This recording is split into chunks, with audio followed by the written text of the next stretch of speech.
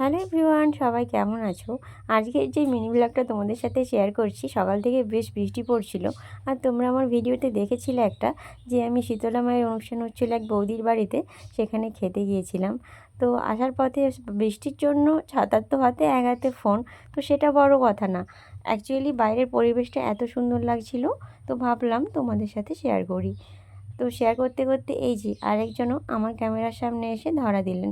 তো ওনাকে বললাম আমার বাড়ির দিকে আসুন আপনি। ওনাকে ডেকে নিয়ে এলাম, বেশ গুটি গুটি পায়ে কেমন আসছে দেখো, লেজটা নাড়িয়ে নাড়িয়ে। ও কিন্তু আমার বাড়ির আশেপাশেই থাকে। ও যখনই এখানে আসে তখনই আমি ওকে কিছু না কিছু খেতে দিই। তো ওকে ডেকে নিয়ে এসেছি। ছোটো ছোটো পায়ে কেমন আসছে, কি ভালো লাগে না এদেরকে সাথে একটু কথা বললে, এদেরকে কিছু খেতে দিলে। তো চলো, আমি পার্লেজি বিস্কুটের এক পেটি তুলে এনেছি দোকান থেকে। তোমরা হয়তো বিশ্বাস করবে না, শুধুমাত্র এদেরকে খেতে দেওয়ার জন্য। আর একটা কথা বলে রাখি, আমি যেখানেই বাইরে যাই না কেন, নিজের জন্য কিছু না নিলেও এদের জন্য বিস্কুটের প্যাকেটগুলো নিয়ে যাই। তোমাদের ভিডিওটা কেমন লাগছে কমেন্ট করে কিন্তু আমাকে অবশ্যই জানিও। সবাই ভালো থেকো, সুস্থ থেকো।